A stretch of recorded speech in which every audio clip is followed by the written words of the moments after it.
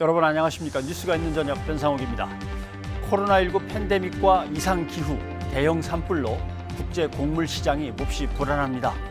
우리나라의 곡물 자급률은 식량만 따지면 46%, 가축 사료를 포함하면 겨우 21% 수준입니다. 지속 가능한 농업과 농촌을 만들 혁신 농정, 포스트 코로나 시대에 걸맞는 식량 안보, 이것과 관련된 공약을 대권 주자들에게 촉구합니다. 뉴스가 있는 저녁, 오늘 준비한 내용을 안비령 앵커가 소개합니다. 전해주시죠. 예, 오늘의 주요 소식 정리해드립니다. 코로나19 신규 확진자가 2,000명에 육박한 가운데 10대 확진자가 크게 늘어 등교를 앞두고 긴장감이 커지고 있습니다. 또 광복절 연휴 기간 도심 집회가 예고되면서 당국이 엄정 대응 방침을 거듭 밝혔습니다. 독립운동가로 홍보되고 있는 최재형 국민의힘 대선 예비후보의 조부와 증조부에 대해 오히려 친일 의혹이 제기돼 논란입니다. 자세한 내용 취재기자와 짚어보겠습니다. 국민의힘 대선 경선 과정에서 윤석열 전 검찰총장과 이준석 대표 사이의 갈등이 극한으로 치닫고 있습니다.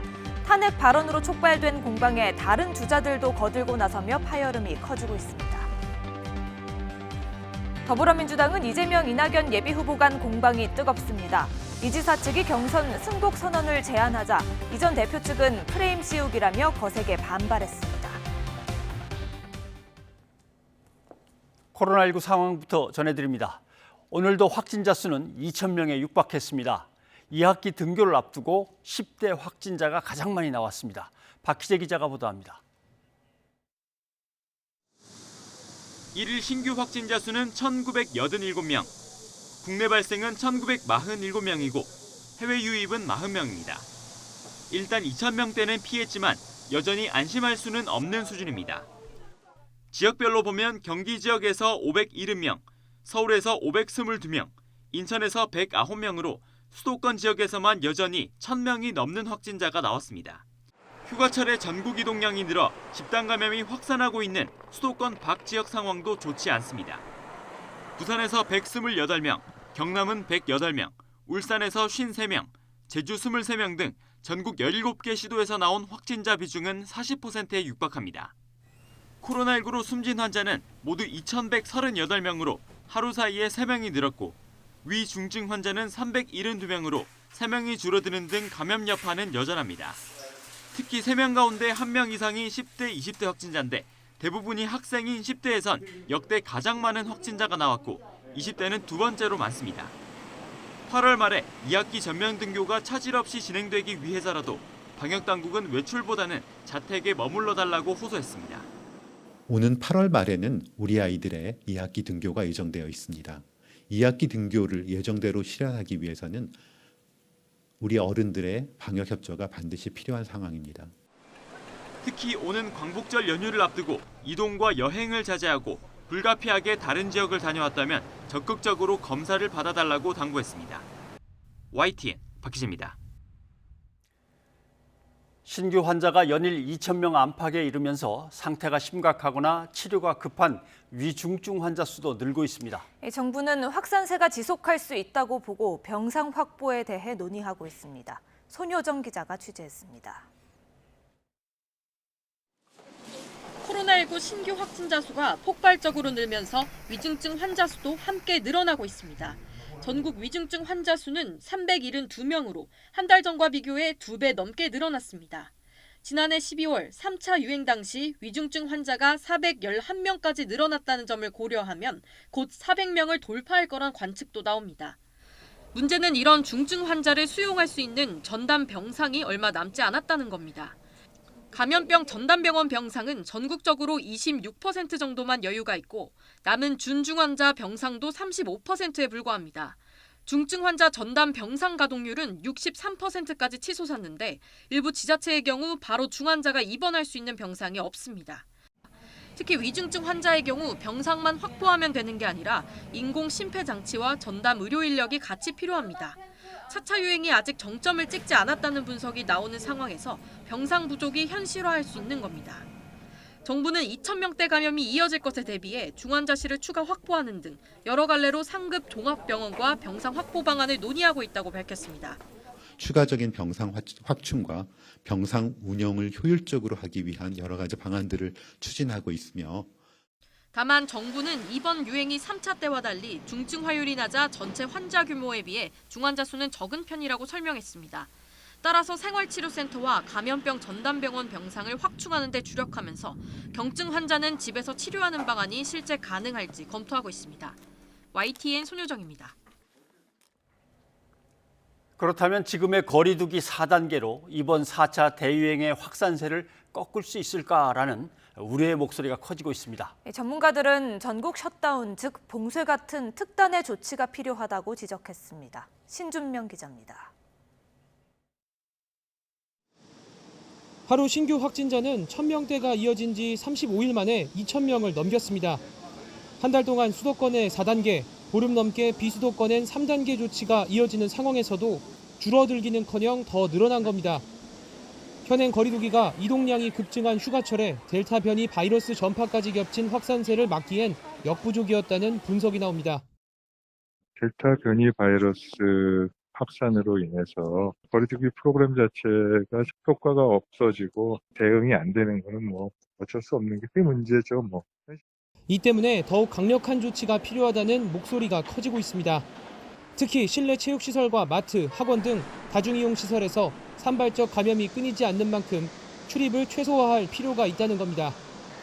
지난해 말 3차 대유행 당시 거리두기 2.5단계처럼 영업시간을 밤 9시로 제한해야 한다는 주장도 있지만 일부 강화하는 정도를 넘어 아예 1, 2주일이라도 다중이용시설 집합 금지를 내리는 셧다운이 필요하다는 의견이 늘고 있습니다. 모이고 이동할 수 있는 공간과 시간을 제한하는 방향으로 가야 되는데 그걸 생각을 해보면 3차 유행 당시의 대응 방법 중에 일부를 다시 시행할 필요성이 있다고 생각을 하고요. 전문가들은 특히 집단 감염이 속출하는 직장 내 전파를 막을 수 있도록 구체적인 접촉 차단 방안을 마련해야 한다고 강조합니다. 재택근무를 대폭 확대하고 재택이 불가능한 현장이라면 맞춤형 수칙을 마련해야 한다는 설명입니다. 특히 밀집도가 높거나 백신 미접종자가 많은 직장의 경우 선제검사를 의무화하는 방안을 제안하기도 했습니다. 직장 생활에 감염이 가장 많기 때문에 직장 생활을 차단할 수 있는 그런 구체적인 방안이 지금 없는 거죠. 젊은 층이 많이 일을 하는 직장이라든지 다중이용시설에 이 검사 키트를 무료로 제공해 줄 수 있다면 숨은 감염자를 찾을 수 있고 정부도 현재 방역 조치로는 확산세 차단이 어렵다고 인정했습니다. 하지만 요양시설 대면면의 전면 중단 외엔 광복절 연휴에 집에 머물러 달라며 이른바 집콕을 당부한 게 전부입니다. 연휴 추가 확산을 막기 위한 특단의 조치를 취하지 않는다면 4차 대유행이 추석을 지나 올해 말까지 이어질 수 있다는 암울한 예상까지 나옵니다. YTN 신준명입니다. 정부도 지금의 방역 조치로는 한계가 있다는 판단에 따라서 추가 방역 조치를 위한 논의에 본격 착수했습니다. 하지만 코로나와 공존하는 이른바 위드 코로나 정책으로의 전환은 아직 고려하지 않는다고 선을 그었습니다. 신현준 기자입니다.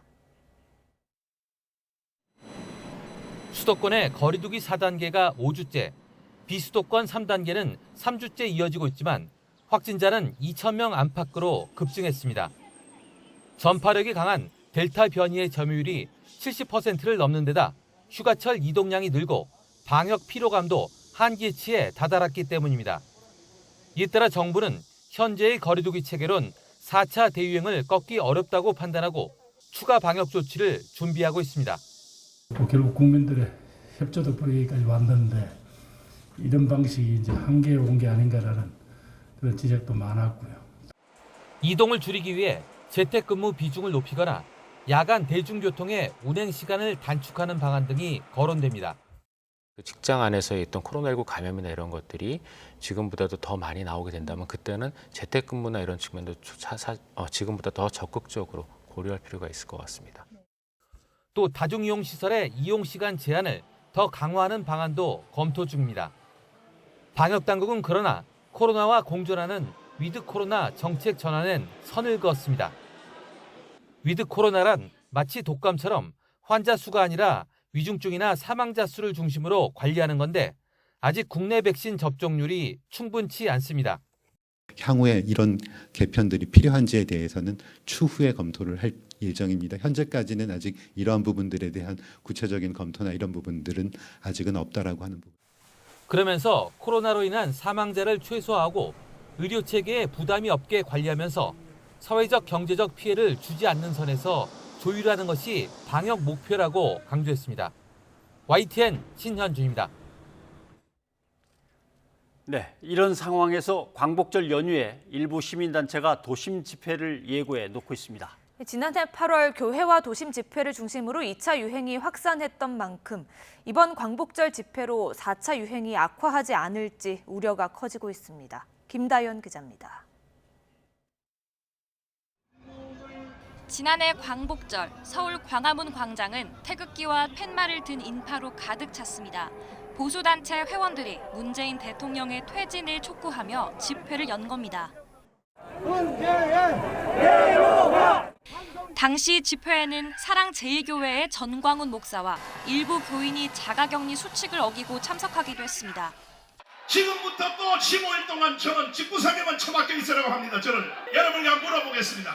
받아들여야 되겠습니까? 소강 상태를 보이던 코로나19 확산세는 이후 집회와 교회를 중심으로 퍼졌고 2차 유행의 시작을 알렸습니다.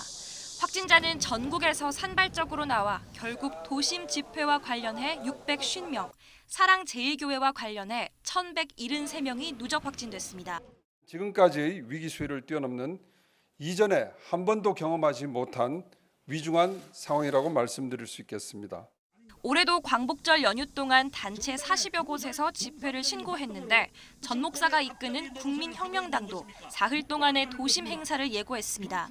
국민혁명당은 사흘 동안 이곳 광화문역을 출발해서 서울역을 들렀다 오는 코스로 이른바 걷기 대회를 진행한다는 계획입니다. 단체는 같은 시간대 집결을 최소화할 거라며 자발적인 걷기 운동은 불법 집회도 1인 시위도 아니라고 주장했습니다. 헌법과 법률 어디에도 국민들이 각자 자신의 의사를 표현하는 걷기 운동을 제한하는 규정은 없습니다. 하루 신규 확진자 수가 2,000명을 넘나드는 데다 델타 변이 바이러스까지 기승을 부리는 만큼 시민들은 지난해의 악몽이 되풀이되지 않을지 우려하고 있습니다. 가게는 오픈하세요? 14일, 16일. 맞아. 서울시는 지하철역 무정차 통과와 시내버스 우회 등을 통해 집결 차단을 예고했습니다. 경찰도 불시에 집회 참가자들이 모이는 경우 관련법에 따라 해산 절차를 밟고 사흘 동안 임시 검문소를 운영해 집회 차량과 각종 시위용품 반입을 막는다는 방침입니다. 또 여럿이 동시에 모이는 꼼수 1인 시위에 대해서도 엄정 조처할 예정입니다. YTN 김다연입니다. 제가 직접 가서 직접 만나서 직접 타보겠습니다. 니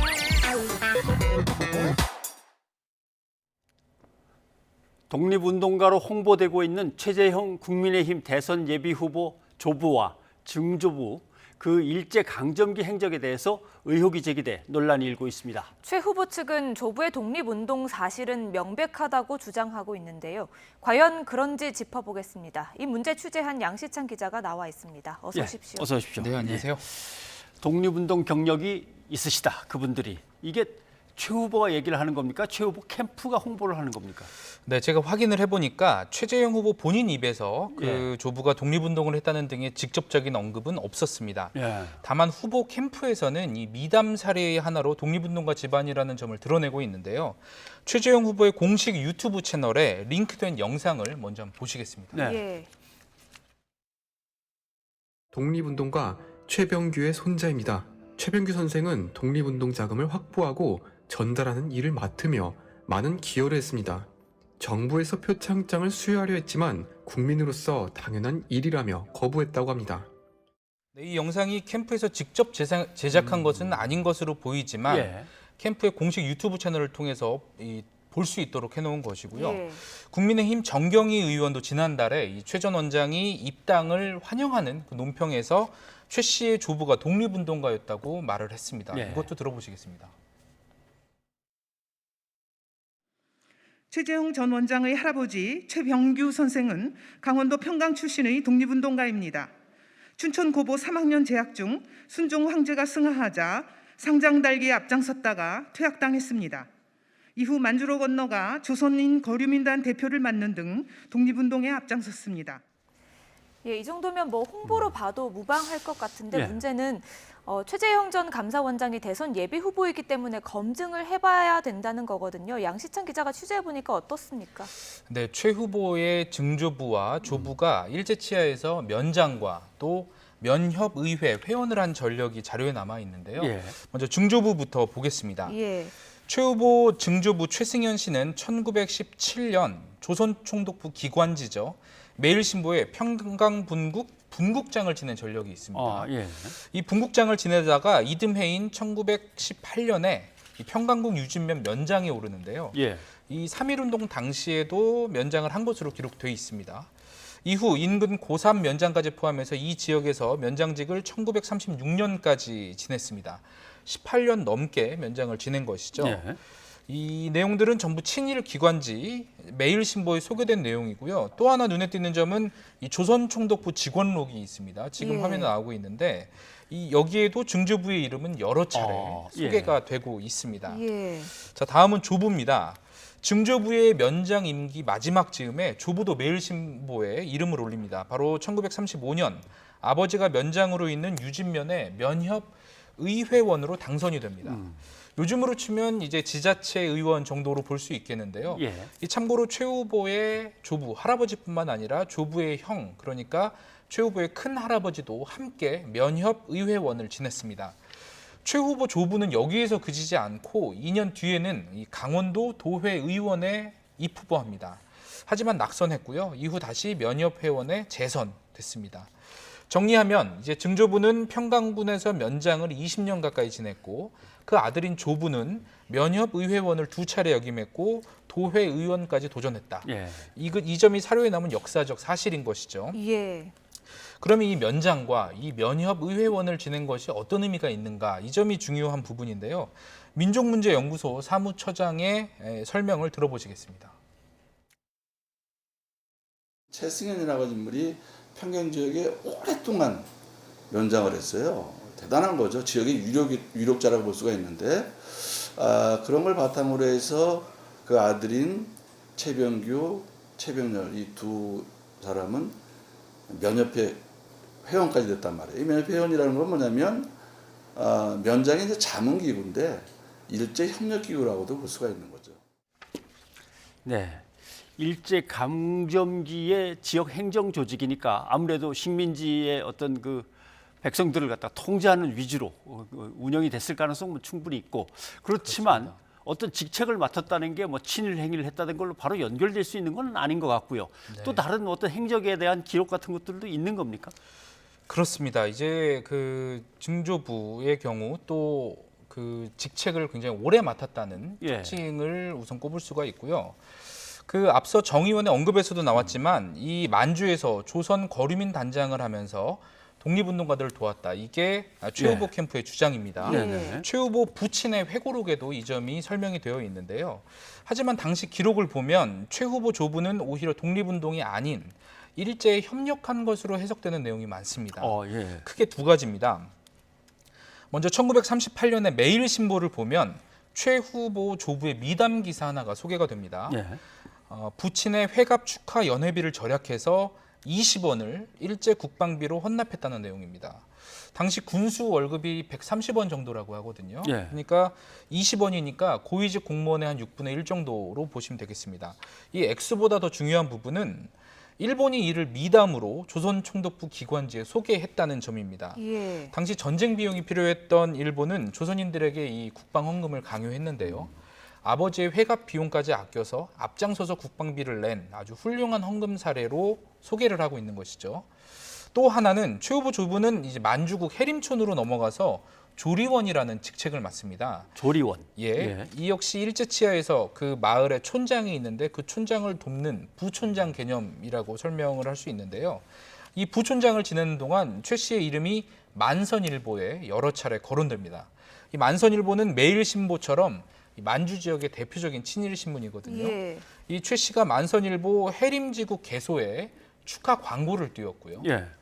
또 조리원, 즉 부총장이 취임한 뒤 인사차, 이 만선일보를 방문했다는 것도 기사에 소개가 돼 있습니다. 예. 그러니까 민족문제연구소 측의 설명을 이어서 들어보시겠습니다. 만선일보.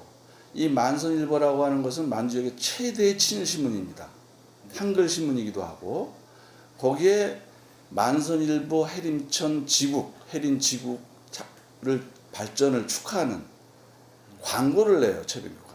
최대 친일신문이 만선일보의 기사 내용을 보면 부친이 해고력에 주장하는 그런 만주 지역에서 독립작을 모집했다. 이것은 전혀 근거가 없는 그런 얘기다. 예, 이런 내용들에 대해서 최재형 캠프 측의 입장은 나왔습니까? 네, 최 후보 측은 오늘 이제 조부와 증조부의 이 같은 행적에 대해서 대부분 몰랐던 사실이라고 답을 했습니다. 해명을 제가 정리해봤는데요. 함께 보시겠습니다. 먼저 조부의 면협의회원 역임 사실과 도의회 의원 출마 사실, 또 국방헌금 20원 납부 사실은 전혀 알지 못했다, 이렇게 답을 했습니다. 또 조부의 독립운동을 증명할 수 있는 보관 자료가 있는지를 물었는데 역시 없다고 했고요. 다만 조부의 독립운동은 부친에게서 전해들은 이야기다. 특히 그 할아버지께서 동맹휴학을 주도해서 제적당했다는 사실을 들어서 알고 있다, 이렇게 덧붙였습니다. 다만 당시 면협의회원 역임이나 도의회 출마, 또 국방헌금의 납부자를 모두 친일파로 여기는 것은 무리가 있는 것 아니겠느냐, 이런 또 그 설명을 덧붙였습니다. 최 후보 캠프 쪽에서 유일하게 이 독립운동의 근거로 주장하는 게 이 조부의 동맹휴학 부분인데요. 확인을 해보니까 당시 춘천 고등보통학교 시절에 조부가 맹휴를 주도해서 제적당한 건 사실로 보입니다. 하지만 이 맹휴가 정말 일제에 저항하기 위해서인지 아니면 단순히 구타를 일삼은 교사에 대한 저항인지는 이 학자들 사이에서도 좀 의견이 엇갈린다고 합니다. 중요한 점은 이 고교 시절 맹휴 이후의 행적이라는 지적이거든요. 전문가의 이야기를 한번 들어보시겠습니다. 그 이후 행적을 보면 독립운동과는 전혀 거리가 먼 그런 행적이고, 그리고 평범하게 산 것도 아닙니다. 그러니까 면협회원, 그다음에 도회원 출마했고 국방헌금 냈고, 이거는 일제의 협력행위거든요. 이런 걸 가지고 독립운동을 했다, 이렇게 부르지는 않죠. 그런 주장들을 하면 한때 독립운동을 했던 뭐 이강수, 최린, 김한란 이런 사람들도 독립운동가가 되는 거죠. 우리는 그들을 독립운동가라고 부르지 않습니다. 친일파라고 부르죠. 네, 오늘은 국민의힘 최재형 후보 가문의 친일 논란을 다뤘는데요. 앞으로도 뉴스가 있는 저녁 가보니에서는 이 여야 대선 주자들의 검증 보도를 계속 이어갈 방침입니다. 굳이 뭐 어떤 집안에 대해서 파헤치고 판단을 내린다거나 아니면은 그 집안 어른들을 검증할 필요는 없는 부분인데, 사실 이것이 홍보가 되고 그것이 이제 유권자에게 어떤 영향을 미칠 수 있다 그러면 그 부분은 어쩔 수 없이 팩트 체크하고 또 검증하는 게 우리의 책무가 되겠죠. 양 기자 수고했습니다.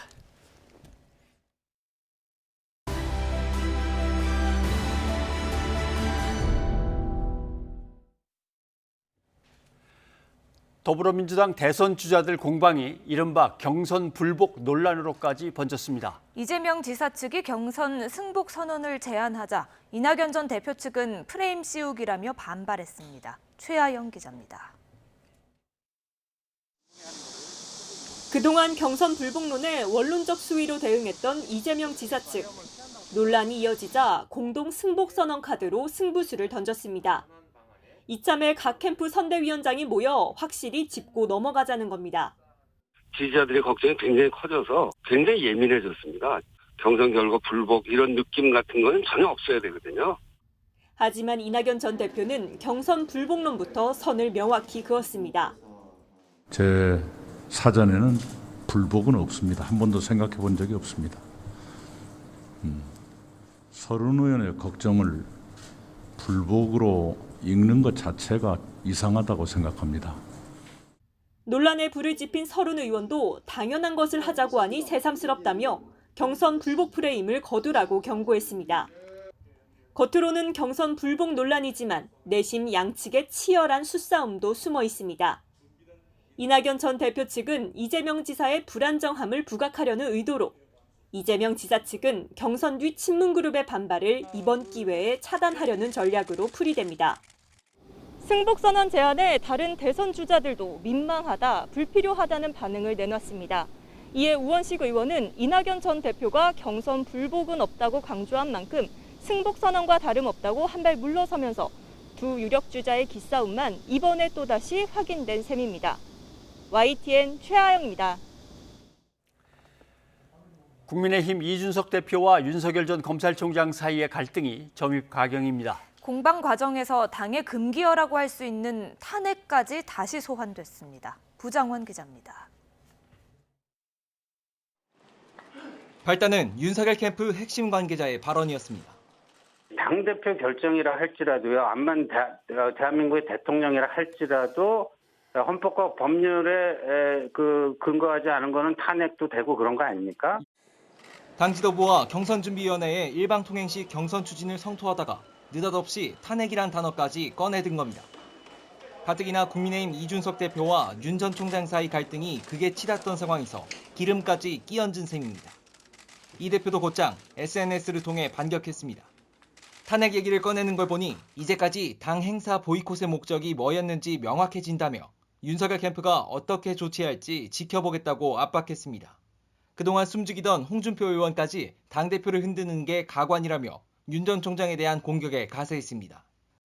윤 전 총장은 캠프 구성원들에게 당의 화합과 단결을 해칠 만한 언동을 자제시키며 진화에 나섰지만 어느 누구도 다 법과 원칙, 규정에 따라서 일을 해야 된다는 것은 일반론으로 볼 수 있지만 탄핵이라는 용어는 좀 적절하지 않았던 것 같고 윤 전 총장의 기습 입당으로 시작한 이 대표와의 기싸움에 후보 사이의 역학관계까지 맞물리며 국민의힘 경선판이 시작도 전에 전면전 양상으로 흐르는 모습입니다.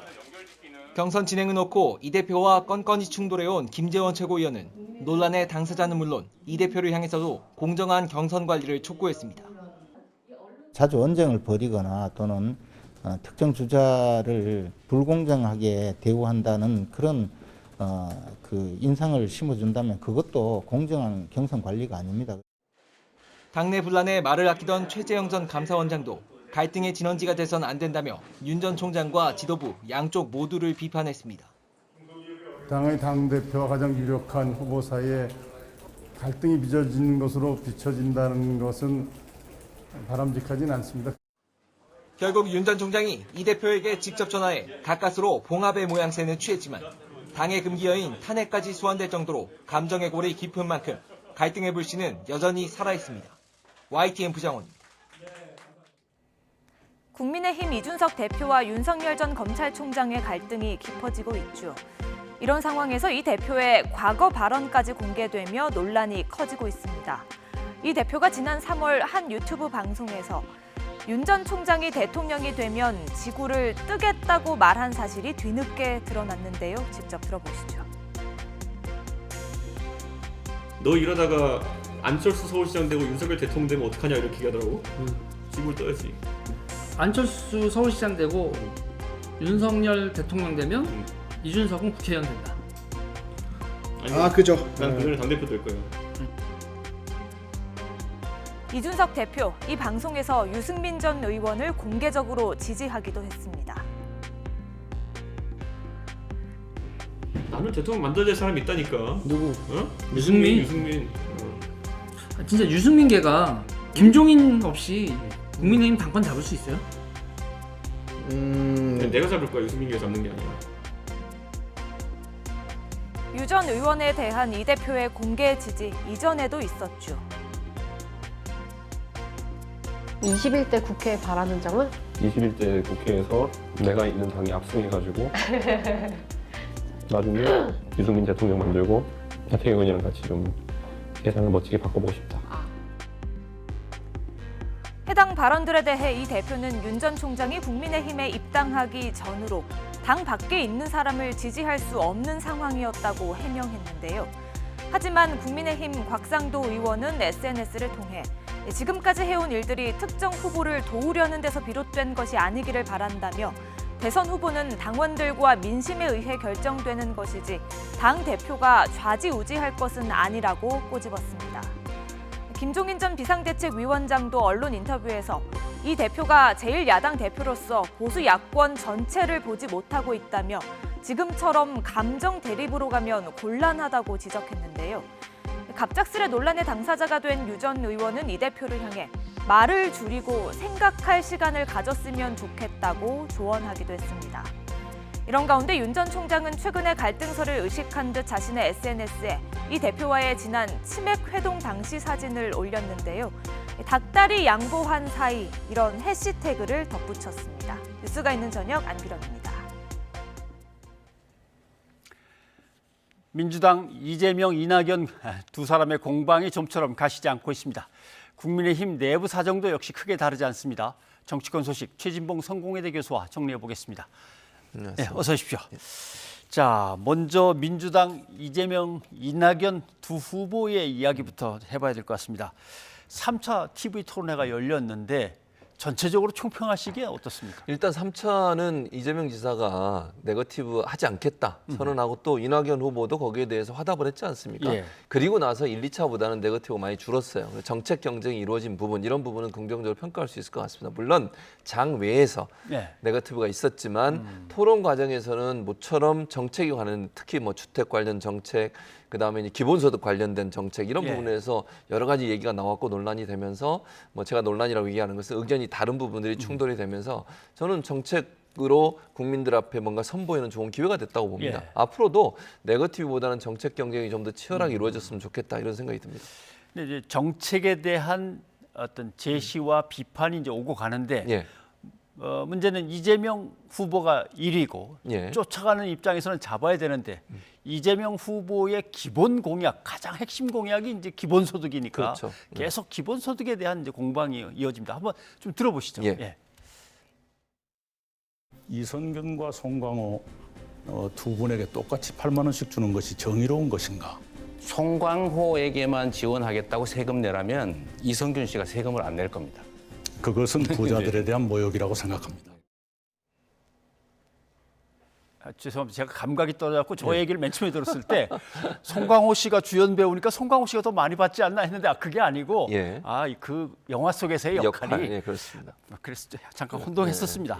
근데 아무튼 기생충이라는 영화의 이제 인물까지 예를 들면서 심각하게 싸우는군요. 그러니까요. 아마 이제 기생충이라는 영화가 워낙 이제 인기가 많았고 국민들이 모두 다 아는 영화 아니겠습니까? 아마 이제 국민들에게 좀 더 쉽게 본인의 논리를 설명하기 위해서 기생충이라는 영화에 이제 등장 인물들을 소개를 한 것 같아요. 그러니까 이낙연 후보의 입장은 이런 거죠. 모든 사람한테 동일하게 기본소득을 주는 것은 공평하지 않다라고 보는 거예요. 그러니까 좀 더 어려운 그 역할로 보면 송광호 씨가 어려운 반지하에서 하는 역할이지 않습니까? 송광호 씨가 더 많이 지원하는 것이 맞다. 돈이 많이 있고 생활하는 데 어려움이 없는 사람한테 왜 돈을 지급하느냐라는 논리인 것이고 거기에 대해서 이재명 지사는 기본소득을 주장하는 사람 입장으로서는 첫째는 이제 두 사람 중에 한 사람이 세금을 더 많이 내는데 그 사람한테 주지 않으면 반발하지 않겠느냐. 이 말은 이제 조세 저항이 일어날 수도 있다. 이런 얘기를 한 거고요. 또 하나는 이제 기본적으로 설명이 뒤에는 안 됐습니다만 기본소득에서 주어지는 돈은 대체로 지역 화폐나 아니면 지역에서 쓸 수 있는 제한된 어떤 상품권 형식으로 지급이 된다고 볼 수 있거든요. 그러다 왜냐하면 지금 경기도에서 청년들의 기본소득을 지급하고 있는데 그 지급도 전부 지역 내에서만 쓸 수 있게 돼 있습니다. 그리고 그것도 1년에 10억 이상의 매출이 일어나지 않는 곳, 즉 자영업자 소상공인들이 운영하는 가게에서 사용할 수 있게 돼 있기 때문에 그런 점에서 본다면 지역 상권도 살리고 경제도 활성화시킬 수 있는 계기가 된다라는 주장으로 지금 서로 부딪히고 있는 부분인 거죠. 근데 사실 이제 예를 들면 뭐 북유럽 쪽에서 실시하는 새로운 이제 복지 강화된 복지 정책하면은 국민들한테 많이 베풀고, 그다음에 세금은 좀 많이 걷어서 그걸 것도 메워야 되고. 근데 그게 이루어지려면 그 바탕으로 경제가 성장해야 되고 경제가 성장하려면 뭔가 계속 기업에서 혁신적인 게 일어나야 되고.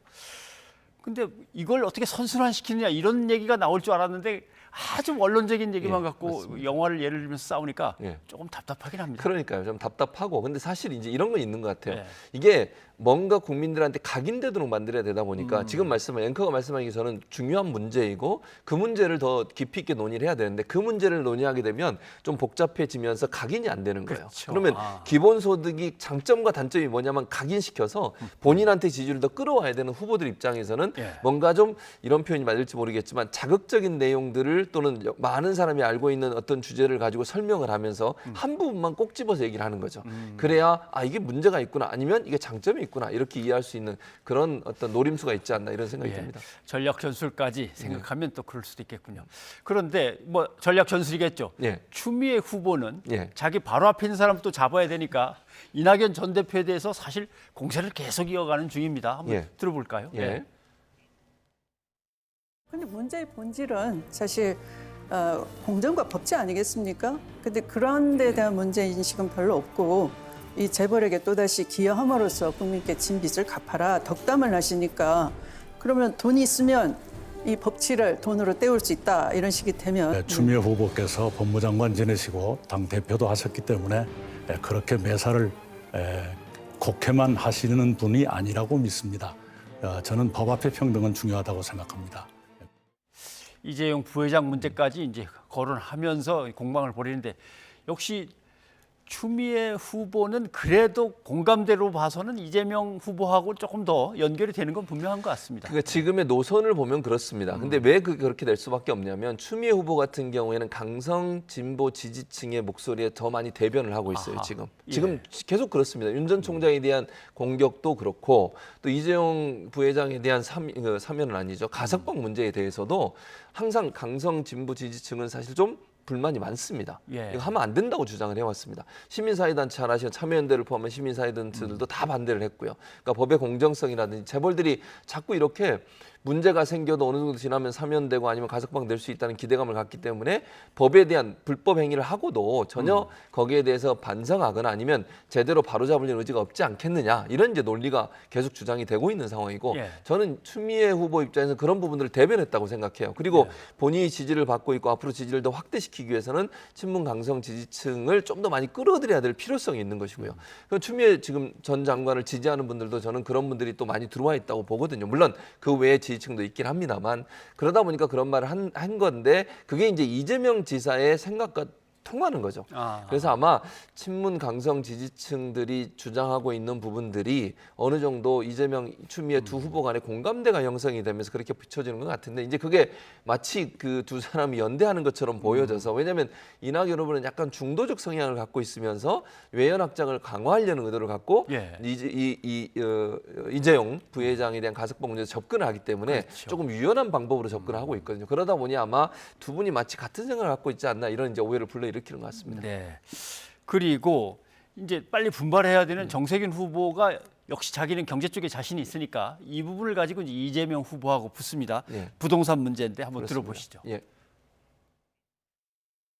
분당 신도시 10개에 해당하는 그런 물량의 택지를 도대체 어떻게 확보하시겠다는 거예요? 공이 김선달이나 가능한 말씀을 지금 하고 계시는 겁니다. 경기도 일원에 신규 택지 개발되는 곳은요, 실제 평당 1,000만 원 정도 지어집니다. 이거를 대개 2천만 원 정도의 분양을 하고 3천만 원 정도의 시가가 형성되기 때문에 이거를 담보로 ABS를 발행하거나 공사채를 발행하거나 사실 후보들마다 주택 공급 정책은 엄청나게 내놓고 있습니다. 반값 아파트에서 반의 반값 아파트도 나왔고 뭐 여기저기에다가 아파트를 짓겠다는 얘기가 막 나오는데 이제 현실성, 실현 가능성에 대한 문제입니다. 그렇습니다. 보시기에는 이 평가를 어떻게 해야 될까요? 그러니까 일단 제가 볼 때는요. 대체적으로 보면 이재명, 이낙연, 추미애, 정세균 이 네 분만 비교해서 보면요. 전체적으로 정세균 후보 빼고 나머지 분들은 조세를 좀 더 강화하는 쪽으로 방점이 찍혀 있어요. 그러니까 세금을 좀 더 강화시켜서 불필요한 주택을 소유하지 못하도록 만드는 점에서는 공통점이 있고요. 다만 이재명 지사 같은 기본주택, 기본 시리즈라고 하거든요. 사실은 기본소득, 기본주택 이렇게 하는 건데 기본 대출까지 이제 얘기를 했죠. 세 가지를 얘기했는데 기본 주택 공급을 통해서 사람들에게 좀 더 싼 값에 주택을 공급하겠다는 게 정책이고 정세균 후보는 이런 표현을 썼어요. 공급 폭탄. 그러니까 폭탄이라는 의미가 갖고 있는 게 그냥 한 방에 빵 터트리는 거잖아요. 그것처럼 정세균 후보는 엄청난 공급을 통해서 집값 안정을 이루겠다라는 게 목표인 것 같고 그리고 추미애 전 장관은 보유세를 강화하고 지대 개혁이라고 그래서 예전에도 본인이 대표하면서 이 얘기를 했거든요. 그러니까 토지 공개념 같은 택지 조성 연동 제 같은 후보들 강조했고 이낙연 후보 같은 경우 토지 공개념 3법을 하겠다고 얘기를 했는데 대체적으로 보면 이런 부류인 것 같습니다. 일단 이재명, 정세균 두 후보 주택을 좀 많이 짓겠다. 대신 이재명 후보 같은 경우 비필수 부동산을 줄이고 필요한 사람들에게 공급될 수 있도록 기본주택, 즉 싼값에 오랫동안 임대로 살 수 있는 주택을 공급하겠다는 것이고 이낙연 후보 같은 경우는 규제를 강화하고 개발 이익을 환수해서 그 모은 돈을 가지고 토지 공개념을 통해서 모은 돈이죠. 세금을 더 많이 걷어서 그 돈으로 주택을 지어서 공급하겠다라는 개념이 주 내용이라고 볼 수 있을 것 같은데 큰 틀에서 보면 크게 차이는 저는 없다고 봐요, 사실은. 그러네요. 그러니까 예를 들면 세금을 좀 강화해서 집을 많이 갖고 있는 분은 세금을 많이 걷어서 어려운 사람들에게 집을 많이 공급하겠다는 기본적인 원칙은 같지만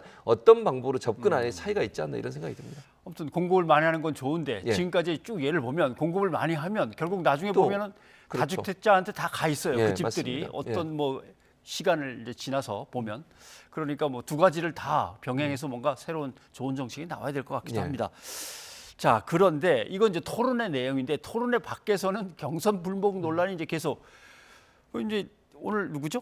이재명 지사 캠프의 이제 선대위원장이니까 그러면 우원식 의원 경선에 승복한다는 공동선언을 하자라고 했는데 싫다라고 할 수 있는 캠프는 없잖아요. 그렇죠, 없죠. 다 뭐 하는데. 그리고 이제 경선 불복 프레임이 걸리면요, 제가 볼 때 부정적입니다. 이낙연 지금 후보 측에 있는 서른 본부장이죠, 선대 본부장이 이제 그런 말을 하셨는데 이게 이제 경선 불복으로 논란이 됐고 그게 이제 그 말이 그렇게 들릴 가능성은 있어요, 충분히. 저는 뉘앙스가 충분히 있다고 봐요. 그러니까 본인은 아니라고 주장을 하시지만.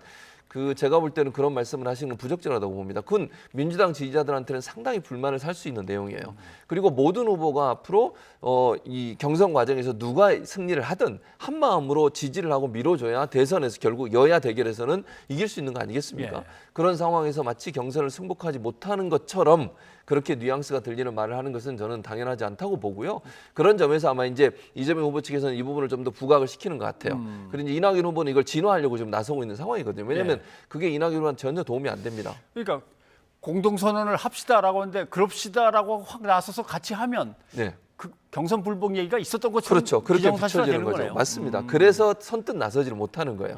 그러니까 이제 본인의 당사자인 지금 선거대책위원장은 너무 당연한 것을 하자고 해서 새삼스럽다고 이런 얘기를 하시는 겁니다. 자, 국민의힘 쪽으로 빨리 넘어가 봐야 될 것 같습니다. 이준석 대표에 대한 탄핵 얘기가 갑자기 나와가지고 갈등이 고조되고 있는데 그 발언이 진짜 탄핵 발언인지 한번 좀 들어보겠습니다. 당대표 결정이라 할지라도요, 암만 대한민국의 대통령이라 할지라도 헌법과 법률에 근거하지 않은 거는 탄핵도 되고 그런 거 아닙니까? 이 경선준비위원회 활동 이런 것도 당연히 마찬가지죠. 근데 저희가 이렇게 분석할 때는, 제가 개인적으로 분석할 때는 제도적 그 근거도 없고 관행상으로 그런 전례도 없습니다. 우리 캠프 모든 분들에게 이 당의 그 화합과 단결에 해가 될 만한 언동은 절대로 하지 말라고 아주 당부를 했습니다. 저 말은 탄핵이라는 단어를 쓴 거는 좀 부적절한 것 같다라고 이제 말하고 윤석열 후보가 이제 얘기를 하는 겁니다.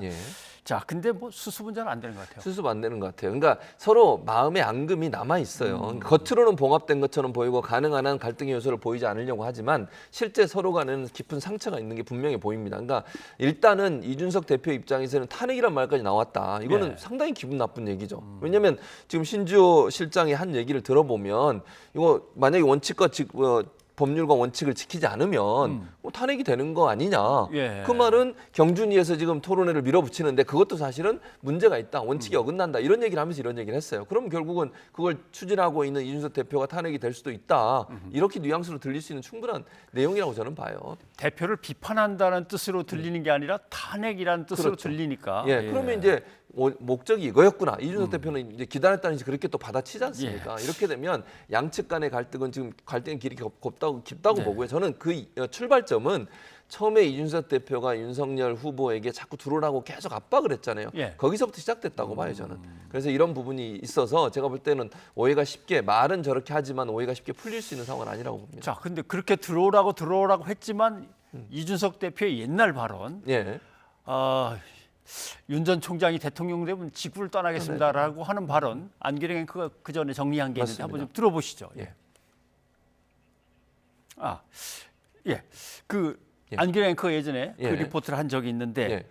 결국 이 갈등과 갈등 사이에는 유승민 의원이 있다 이 얘기가 나오는데 이건 뭡니까? 그게 뭐냐면 지금 이제 3월에 했던 유튜브 방송에서도 자기가 대통령 시킬 사람이 만들 사람이 한 명 있다. 누구냐? 유승민이다. 얘기했죠. 그 전달에도 여성 신문 TV인가요? 그 신문 TV와 인터뷰할 때도 본인은 유승민 대통령 만들기 하겠다. 하태경 의원과 함께 세상을 바꿔보겠다. 이런 얘기를 했어요. 그러니까 그 말은 오래전부터 그러니까 이준석 대표는 물론 그렇게 지금 해명을 하고 있어요. 윤석열 후보가 당에 들어오기 전에 한 말이다. 당 밖에 있는 사람은 그럼 대통령 만들겠다고 하겠냐. 이렇게 얘기는 하지만 마음속에는 유승민 대통령 만들기에 대한 마음은 있을 것이라고 하는 추측을 불러일으키는 내용이에요. 그리고 3월 같은 경우는 본인이 대표 출마하고 준비하고 있던 기간이거든요. 그럼 대표로 나오는 분이 저런 발언을 했다? 이 말은 결국 대표가 되면 유승민 대통령 만들기를 하겠다고 하는 어떤 생각이 있지 않느냐 이런 오해를 불러일으킬 수 있는 발언이죠. 그러니까 저런 발언들이 결국은 이제 윤석열 후보 측에서는 상당히 의심을 품는 겁니다. 이준석 대표가 이렇게 하는 게 지금 이 경준이 같은 경우도 사실은 지금 당장 열게 되면요 토론을 열면 가장 유리한 사람은 현직 정치인들이에요.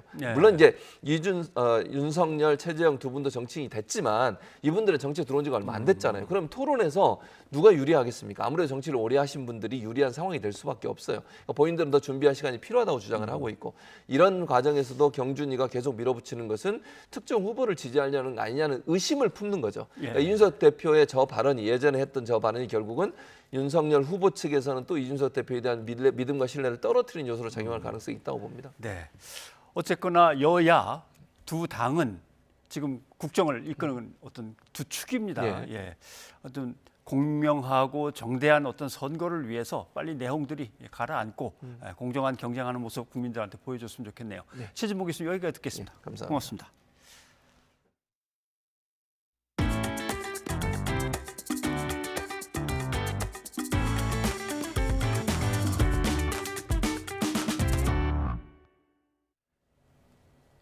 이재용 삼성전자 부회장이 내일 오전 가석방됩니다. 국정농단 사건으로 징역 2년 6개월을 확정받고 재수감된 지 207일 만입니다. 한동호 기자입니다.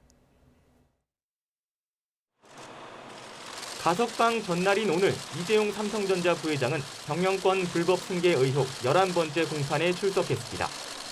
오늘은 구치소에서 호송 차량을 타고 법정에 나왔지만 다음 재판부턴 자택에서 법원으로 출석하게 됩니다. 이 부회장은 광복절을 이틀 앞둔 내일 오전 10시 서울구치소에서 가석방됩니다. 지난 1월 국정농단 사건으로 징역 2년 6개월을 확정받고 재수감된 지 207일 만입니다. 어제 보호관찰심사위원회에선 대다수 가석방 대상자처럼 원칙대로 보호관찰을 받는 것으로 결정돼 한 달 이상 국내외 여행을 하거나 주거지를 바꿀 땐 보호관찰관에게 신고해야 합니다. 형이 확정된 뒤 5년 동안 저질렀던 범죄와 밀접한 관련이 있는 업체에 취업할 수 없는 취업 제한 조치도 그대로 유지됩니다. 이 부회장 가석방을 허가한 박범계 법무부 장관은 취업 제한 해제에 대해선 고려한 바 없다고 선을 그었습니다. 취업 제한 통지를 이미 했고요. 그 점에 대해서 관심이 많으신 것 같은데 고려한 바 없고요. 이것은 이재용 씨만을 위한 그러한 가석방이 아님을 제가 보여드리겠습니다. 노동계와 시민단체는 연일 1인 시위를 하고 성명을 내는 등 맞춤형 특혜란 주장을 제기하고 있습니다. 이 부회장처럼 복역률 70% 미만이거나 다른 추가 사건이 진행되고 있는 상태에서 가석방 허가를 받은 건 1%도 안 된다는 겁니다. 반면 재계에선 반도체 시장 경쟁이 격화하고 기업 의사결정 속도가 중요해진 상황에서 적절한 조치였다고 환영하면서도 사면이 아닌 것에 대해선 아쉬움을 남겼습니다. 내일 이 부회장이 가석방된 뒤에도 적절성을 둘러싼 논란은 한동안 이어질 것으로 보입니다. YTN 한동우입니다. 한동훈 검사장의 휴대전화를 압수수색하는 과정에서 폭력을 행사한 혐의로 기소된 정진웅 울산지검 차장검사가 1심에서 유죄를 선고받았습니다. 재판부는 압수수색 과정에서 물리력 행사는 엄격하게 제한돼야 한다고 지적했는데요. 정 차장검사는 부당한 판결이라고 반박했습니다. 나혜인 기자입니다. 채널A 사건 압수수색 과정에서 한동훈 검사장과 몸싸움을 벌여 독직 폭행 혐의로 기소된 정진웅 차장검사. 그동안 한 검사장의 증거인멸을 제지하는 과정에서 벌어진 일일 뿐 고의는 없었다며 무죄를 주장해왔습니다. 오늘 선고 앞두고 한 말씀 부탁드릴게요. 하지만 사건 발생 1년여 만에 나온 1심 법원의 판단은 유죄였습니다. 재판부는 정 차장 검사가 압수수색 영장을 집행하면서 물리력을 행사해 한 검사장의 휴대전화를 빼앗으려 했던 사실이 명백히 인정된다고 판단했습니다. 몸싸움 끝에 두 사람이 바닥에 쓰러진 뒤에도 행동을 멈추지 않은 점을 보면 범행 가능성을 인식할 정도의 미필적 고의도 있었다고 봤습니다. 한 검사장이 증거인멸을 시도했다는 주장은 입증할 객관적 증거가 없고 설령 그렇다 하더라도 말로 제지하는 등 다른 방법을 먼저 썼어야 한다고 지적했습니다. 다만 정 차장 검사의 행동으로 한 검사장이 전치 3주 상해를 입었다고는 볼 수 없다며 가중처벌해야 한다는 공소사실은 받아들이지 않고 징역 4개월에 집행유예 1년을 선고했습니다. 강제수사인 압수수색 과정에서도 피의자 신체를 건드리는 건 엄격하게 제한돼야 한다며 형 집행 뒤 1년 동안 자격정지도 덧붙였습니다. 상기된 얼굴로 법정을 나온 정 차장 검사는 부당한 판결이라며 항소 의사를 내비쳤습니다. 부당한 판결이라고 보시나요? 네, 그렇습니다.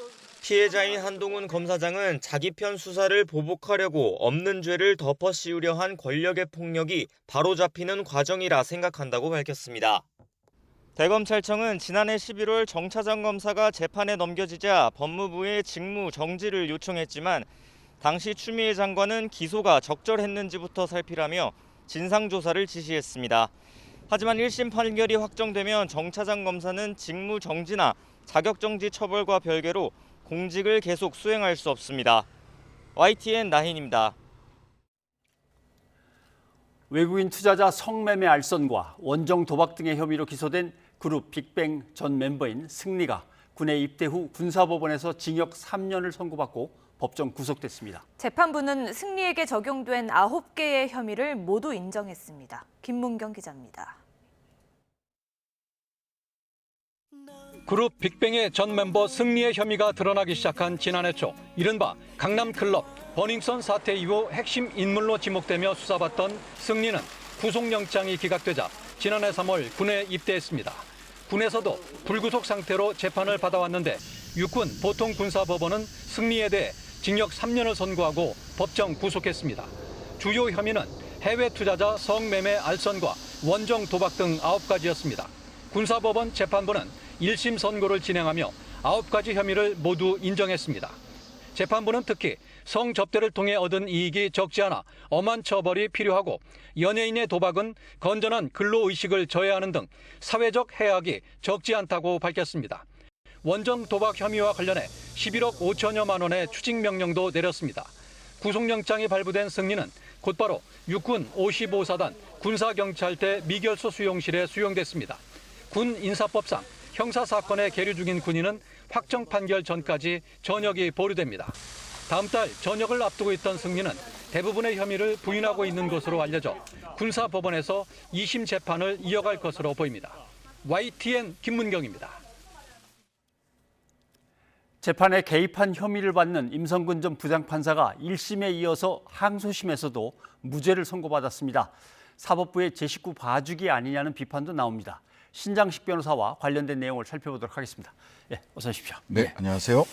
자, 뭐 정리는 좀 해야 될 것 같습니다. 임성근 전 부장판사 이렇게 돼 있는데 당시 문제가 될 당시에 서울중앙지방법원의 형사 수석 부장판사, 동료 부장판사의 재판에 개입했다. 이건데 결국 그래서 혐의는 직권남용 권리행사 방해.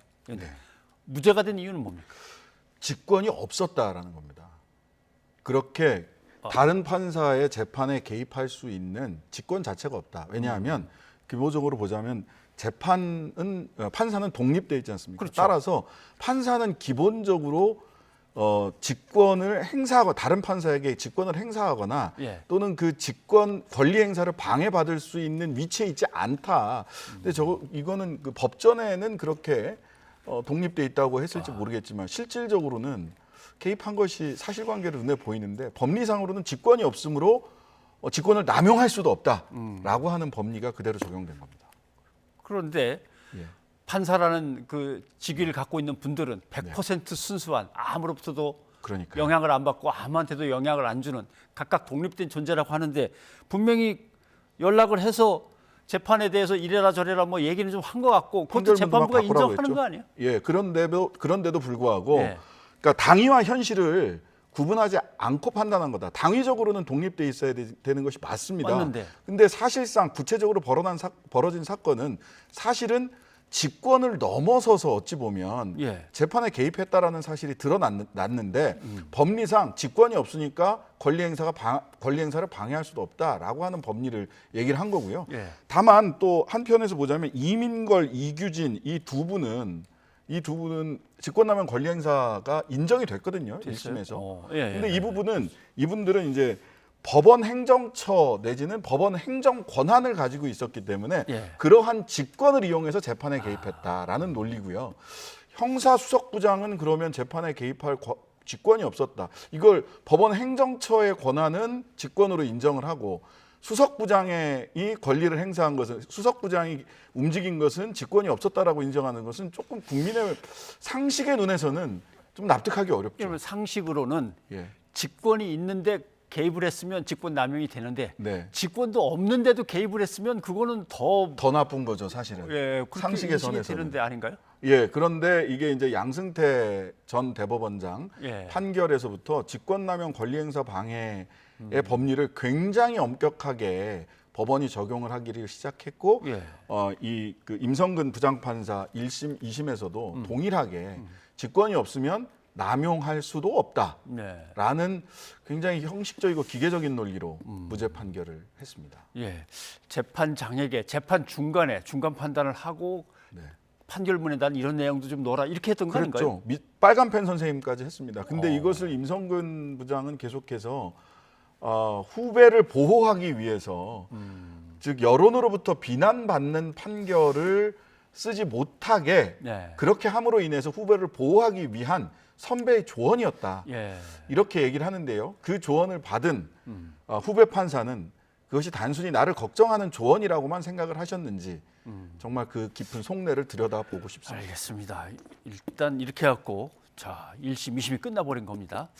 그런데 판사는 다른 공직에 있는 분들하고는 달라서 그냥 뭐 파면 이런 게 아니라 탄핵을 하게 돼 있습니다. 문제가 된다면. 맞습니다. 근데 지금 헌법재판소에 지금 탄핵 심판이 가 있잖아요, 이분은. 탄핵 심판이 진행되고 있고요. 지난 10일 날 탄핵 심판에서 구두 변론을 마쳤습니다. 마쳤어요. 그래서 그럼 이제 결정을 기다리고 있는데요. 여기서 이제 쟁점이 되는 부분은 여전히 이게 탄핵에 이를 만큼 재판의 독립을 해쳤느냐. 재판의 독립이라는 것은 우리 국민들의 독립된 재판을 받을 권리를 보장하기 위한 거거든요. 그 판사 개인의 권리를 보장하기 위한 게 아닙니다, 사실은. 근데 1심, 2심 재판에서 임성근 전 부장판사 1심, 2심 재판에서 직권남용은 아니지만 법관의 독립을 침해하는 위헌적 행위다. 그다음에 부적절한 재판 관여 행위다. 법리상 유죄는 아니지만 이거는 위헌적이고 재판 관여한 행위다라고 하는 점은 1심, 2심 판결에도 인정이 됐습니다. 그래서 사실은 재판 관여 행위다라는 점은 탄핵 재판 과정에서도 인정이 될 것으로 보이는데 쟁점은 결과적으로는 이게 올해 2월 4일 날 국회에서 탄핵소추안이 의결됐는데 2월 28일 날 퇴임을 했거든요. 그러니까 이미 퇴임을 했는데 탄핵 결정을 하는 것이 헌재에서 이것이 적법한 행위냐라고 하는 소위 이거는 탄핵 심판의 대상이 되지 않는다. 이미 퇴임을 했기 때문에 이 여부가 더 중요하게 지금 쟁점으로 남아 있습니다. 그거 지켜봐야 될 이제 핵심 쟁점이 되겠군요. 그리고 어제 정경심 교수의 이제 재판 그 동안에 이제 쭉 설명을 늘 해왔던 것은 증언들이 자꾸 뒤집히는 번복되는 사태가 벌어졌고 새로운 증거들이 나왔고 그걸 재판부가 과연 어떤 식으로 합리적인 판단을 내리거나 증명에 대해서 나름대로 인식을 할 거냐라고 생각을 해서 상당히 귀를 기울여 들었는데 아예 판단조차 안 한 것처럼 돼 있어서 이래도 되는 겁니까? 어떤 겁니까 이거? 그러니까 동영상 속 여성이 조민인지는 확인서의 허위성 여부에 영향이 없어 따로 판단하지 않는다. 또 뭐 그 변호인 측이 자체적인 포렌식 결과를 근거로 PC 위치 등 표창장 작성 방법을 다투는 주장은 위조 사실을 인정하는 데 장애가 될 수 없으므로 따로 판단하지 않는다. 따로 판단하지 않는다. 이게 이제 좀 납득하기가 좀 어려울 수 있는데 왜냐하면 이런 겁니다. 물론 법원에서 나아가 판단하지 않는다라는 표현이 종종 판결문에 나옵니다. 그건 네. 무슨 얘기냐면 철수가 우리 집에 있는 시계를 훔쳤어라고 얘기를 했는데 철수가 우리 집에 간 사실 자체가 없다. 이러면 시계를 훔쳤는지 여부는 따로 나아가 판단할 필요가 없는 거죠. 예. 합리적 의심 없이 모든 게 입증됐다라고 보는 거죠. 가지를 않았으니까. 가지를 않았으니까 예. 시계를 훔칠 수도 없는 거죠. 현장 부재 증명이 있었던 겁니다. 예. 근데 이제 이 PC의 위치라든지 조민 씨인지 동영상에서 나온 여성이 조민 씨인지 여부는 실제로 이게 확인서가 그 인턴 증명서가 허위인지 내지는 범죄의 도구라고 할 수 있는데요. PC가 방배동에 있었느냐 동양대에 있었느냐. 그렇죠. 범죄의 도구가 방배동에 있었느냐 동양대에 있었느냐에 대해서 많은 의문이 제기됐는데 그 의문에 대해서 답하지 않고 1심에서 나왔던 증거만을 가지고 판단했다라는 거는 글쎄요. 이게 판단을 회피하는 것 아닌가라는 의구심을 지울 수가 없습니다. 근데 이제 조국 전 장관 가족에게는 이제 예를 들면 이 문제와 관련해서는 대법원에 가야 됩니다. 대법원은 뭐 그런 사실을 가지고 뭐 따지고 증거를 분석하고 이러는 건 아니고 법률심이니까 거기서는 그럼 뭘 따질 수 있는 겁니까? 우선 그런 증거를 충분히 들여다보지 않았다. 특히 그 장모 씨, 그 조민 씨의 친구인 장모 씨의 진술이 바뀌기도 하고 했는데 이 부분을 공판을 제기해서 정식으로 재판정에서 다루지 않았거든요. 이런 부분들을 보면 심리가 미진했다. 심리 미진도 대법에서 들여다볼 수 있습니다. 예. 심리 미준이 있고요. 그다음에 위법 수집 증거, 그 PC를 검찰이 확보하는 과정에서 위법이 있었던 거 아니냐. 그럼 위법 수집 증거와 관련돼서는 법리상의 다툼이 있고요. 그다음에 미공개 정보 이용의 법리, 그다음에 증거 은닉 교사의 법리, 그다음에 업무 방해가 실제로 일어났었던 거냐. 이게 가사, 허위라고 하더라도 업무 방해라고 볼 수 있느냐라는 방해를 등등의, 받았느냐? 예, 실제로. 뭐 서울대 의전원 같은 경우는 1차만 합격하고 2차에서는 이미 떨어졌기 때문에 실제로 업무 방해를 받았느냐. 이런 법리상의 다툼은 여전히 남아 있다라고 보입니다. 알겠습니다. 오늘 여기까지 듣도록 하겠습니다. 신 변호사님 고맙습니다. 네, 감사합니다.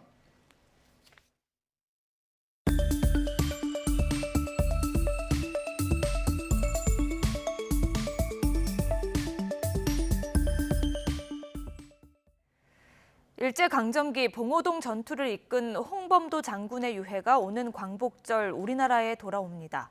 문재인 대통령은 유해 봉환에 맞추어 한국을 방문하는 카자흐스탄 대통령을 국빈으로 맞이해 정상회담도 진행합니다. 백종규 기자입니다. 1920년 6월 7일 만주 지린성 봉오동 계곡에 대한독립군의 함성이 울려 퍼집니다. 일본군 사상자 450여 명을 내며 항일 무장투쟁사 첫 대승을 거둔 봉오동 전투. 봉오동 계곡의 승리는 청산리 대첩과 대전자령 전투로 이어지며 민족의 독립 열망에 숨을 불어넣었지만 전투를 이끈 홍범도 장군은 조국 광복을 보지 못한 채 1943년 카자흐스탄에서 눈을 감고 맙니다. 홍범도 장군의 유해가 오는 15일 광복절에 마침내 고국으로 돌아옵니다.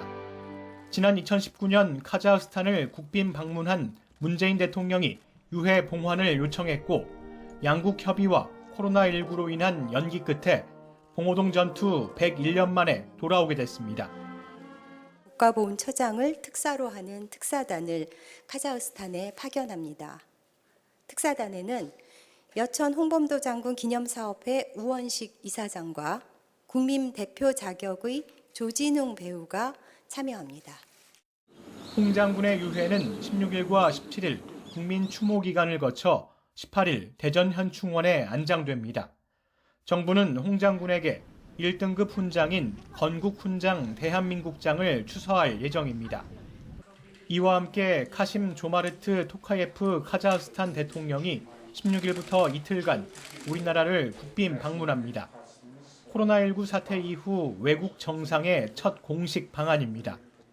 문 대통령은 오는 17일 토카예프 대통령과 정상회담을 갖고 내년 수교 30주년을 맞는 양국 간 실질 협력 확대 방안을 논의할 예정입니다. YTN 백종규입니다. 택배 노동자들의 휴식 보장을 위한 택배 쉬는 날이 올해도 시행됩니다. 이에 따라 오는 토요일부터 사흘 동안 택배 배송이 일부 중단됩니다. 조용성 기자입니다. 지난해 택배업계가 모여 모두가 쉬기로 약속한 택배 쉬는 날. 우리나라의 택배 산업은 국민 실생활이 안정적으로 유지되는 데 크게 기여하고 있습니다. 이와 같은 성과는 수많은 택배 종사자들의 노고가 뒷받침되었기에 가능한 일입니다. 올해도 8월 14일에 택배가 멈추는 공식 휴무일이 시행됩니다. 법정 휴일, 연차 등 휴가 제도를 적용받을 수 없는 특수고용 노동자들을 위한 휴식입니다. 배송은 토요일인 오는 14일에 쉬고 공휴일인 15일을 지나 대체 공휴일인 16일까지 멈춥니다. 이에 따라 금요일에 온라인 쇼핑몰에서 주문하면 다음 주 화요일에 배송이 시작됩니다. CJ 대한통운과 롯데, 한진, 로젠 등 주요 4개 택배사가 참여하고 우체국도 동참해 쉬는 날 하루 전엔 냉장과 냉동이 필요한 신선식품 소포우편물 접수를 중지합니다. 택배사를 이용하는 편의점 택배도 일부 중단됩니다. 택배 노동자들은 연일 계속되는 폭염 속에 근무 여건이 여전히 열악하다고 호소합니다. 적재함의 길이는 9m에서 11m 정도 됩니다. 대형 선풍기 한 대만으로 안쪽까지 제대로 바람을 전달할 수도 없고 공기를 순환시킬 수도 없습니다. 없는 것보다 낫다는 마음으로 선풍기 한 대에 의존해 상하차 인력이 작업을 하고 있습니다. 하지만 자체 배송망을 갖춘 쿠팡의 로켓 배송, SSG닷컴의 쓱 배송, 마켓컬리의 샛별 배송은 쉬는 날 없이 배송을 멈추지 않습니다. YTN 조용성입니다. 소상공인들에게 지급되는 5차 재난지원금, 희망회복자금의 신청이 오는 17일부터 시작됩니다. 코로나19 방역 조치로 6주 이상 영업을 하지 못한 유흥시설 등에 최대 2천만 원이 지급될 것으로 보입니다. 이광혁 기자입니다. 최근 코로나19 신규 확진자 수가 하루 2,000명 안팎으로 급증하면서 소상공인들의 타격이 더욱 커진 가운데 5차 재난지원금 시행이 확정됐습니다. 중소벤처기업부는 소기업, 소상공인 178만 개 사업체에 4조 2천억 원의 희망회복자금을 지급하기로 했습니다. 이와 함께 종합소득세, 부가세 납부 연장 등 세정지원과 사회보험료 유예 연장, 공과금 납부 유예 지원 등에 대해서도 8월 중 검토 완료하여 발표해드리도록 하겠습니다. 지난해 8월 16일부터 지난달 6일 사이에 집합 금지나 영업 제한 조치를 이행했거나 경영위기 업종에 해당하면 대상에 포함됩니다. 오는 17일부터 지급이 시작되며 첫 이틀간은 사업자 번호 끝자리 기준으로 홀짝제로 홈페이지 신청이 가능합니다. 지원 금액은 방역조치 수준과 방역조치 기간, 연매출 규모 등에 따라 32개 유형으로 구분돼 최소 40만 원에서 최대 2천만 원이 지급됩니다. 6주 이상 영업을 못한 집합 금지 업종의 경우 연간 매출이 4억 원 이상이면 2천만 원, 8천만 원 미만이면 400만 원이 각각 지급됩니다. 유흥시설과 노래 연습장, 실내 체육시설, 대형 학원 등이 장기간의 집합 금지 업종입니다. 영업 제한이 13주 이상이면 연간 매출에 따라 많게는 900만 원, 적게는 250만 원이 지원됩니다. 식당과 카페, 목욕장 등이 대표적인 장기간 영업 제한 업종입니다. 매출액이 60% 이상 감소한 경영위기 업종은 최대 400만 원에서부터 최소 200만 원이 지급됩니다. 코로나19 탓에 매출이 감소한 경영위기 업종은 모두 277개로 이번에 안경 렌즈 소매업, 결혼 상담업 등 165개가 새로 늘었습니다. YTN 이광규입니다. 오늘 보건의료 노동자들이 현장에서 어떻게 일하고 있나 실태조사 결과가 나왔습니다. 내용부터 정리를 한번 해보겠습니다.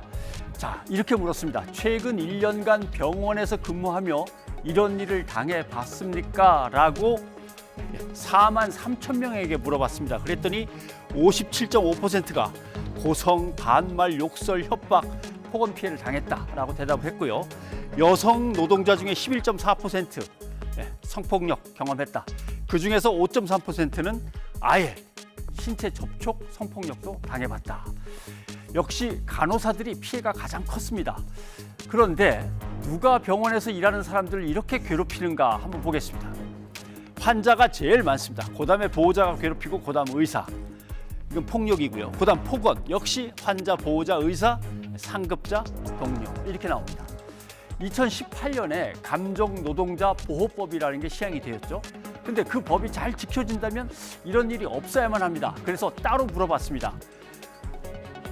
당신이 소속된 의료기관, 병원은 감정노동자 보호법을 잘 지키려고 애를 씁니까? 라고 해서 그렇습니다. 라고 한 경우는 환자에게 폭언 들었다가 24% 정도 나왔는데 아니 우리 병원 그렇지 않다라는 곳에서는 46.6, 2배 가까이 나옵니다. 그래서 다수의 공공보건의료 노동자들이 육체적으로도 탈진됐다, 정신적으로도 소진됐다 이렇게 하소연을 하고 있는 겁니다. 보십시오. 우리가 이 한여름에 방호복을 입고 거기에다 머리띠를 또 둘러 묶고 투쟁을 해야 되느냐 이런 얘기가 나오고 있는 겁니다. 자, 코로나19 방역에 실패한 일본의 예를 한번 들어보겠습니다. 일본은 꾸준히 보건소를 줄이면서 공공의료를 축소해 왔습니다. 그랬는데 갑자기 코로나19가 터져버렸죠. 그래서 지방자치제에게 뭐라 그랬냐면 보건소에 사람이 없으니 1년짜리 비정규직을 마음대로 뽑아 쓰라고 규제를 완화해 줍니다. 그랬더니 아주 열악한 환경에서 일하는 비정규직 노동자들이 확 늘어났죠. 그러나 그럼 정규직 노동자들이 아주 편해졌냐? 그건 그렇지 않습니다. 왜냐하면 비정규직 노동자들이 할 수밖에 없는 일이 있고 정규직 노동자가 책임지고 해야 되는 일이 나눠지는 겁니다. 더군다나 사람의 목숨과 건강을 다루는 거니까요. 그래서 결국 보건소의 연간 잔업이 심지어는 2,000시간까지 갑니다. 2,000시간이면 하루에 4-5시간씩 잔업을 계속하고 휴일이 별로 없었다는 얘기입니다. 그래서 과로사가 증가를 하죠. 아, 이거야 일본 얘기지. 과연 그러겠습니까? 한번 보십시오. 보건의료 노조가 9월에 총파업을 예고하고 있습니다. 도저히 못 견디겠다는 겁니다. 예산, 인력 제대로 충원도 안 해주면서 언제까지 코로나19 속에서 헌신하라고 할 거냐. 자, 코로나19 대확산 속에서 공공의료가 무너져서는 안 됩니다. 국가 차원의 법적, 정책적 의지를 촉구합니다. 변상욱의 앵커 리포트였습니다. 시청취자 여러분의 의견 소개해드립니다. 네, 치열해지는 대선 후보 경선 소식 전해드렸는데 9146님, 대선이 다가올수록 치열해지는 것 같네요. 말과 행동에 숨 고르기가 필요해 보입니다 하셨습니다. 예, 그리고 최재형 전 감사원장 조부의 일제강점기 행적과 관련해서 논란이 있는데요. 8735님. 최재형 전 감사원장은 애국가를 4절까지 부르면서 조상의 친일 행적을 지우려 했던 것 같네요 하셨습니다. 2126님도 친일에 대한 역사적 사실은 정말 중요합니다. 치욕과 슬픔은 용서하되 잊지 말아야 하니까요 하셨습니다. 예, 이런 가운데 홍범도 장군의 유해는 광복절 우리나라에 돌아옵니다. 9330님, 홍범도 장군의 유해 봉환과 항일 유산이 문화재가 되지만 친일 청산이 안 되면 역사 왜곡은 계속될 것입니다 하셨습니다. 네, 그리고 코로나19 상황과 관련해 6365님, 코로나19 백신 2차 접종까지 완료했습니다. 한 사람도 빠짐없이 모든 국민이 접종을 했으면 합니다 하셨습니다. 예, 여기까지 여러분의 의견 소개해드렸습니다. 오늘 밤 별똥별이 쏟아집니다. 페르세우스 유성우가 내일 새벽 4시까지 밤하늘을 수놓을 것으로 보입니다. 네, 북동쪽 하늘입니다. 초승달이 뜨는 시기라 밤하늘도 어두워서 멋지게 잘 보일 듯합니다. 저희는 내일 다시 인사드리겠습니다. 여러분 고맙습니다.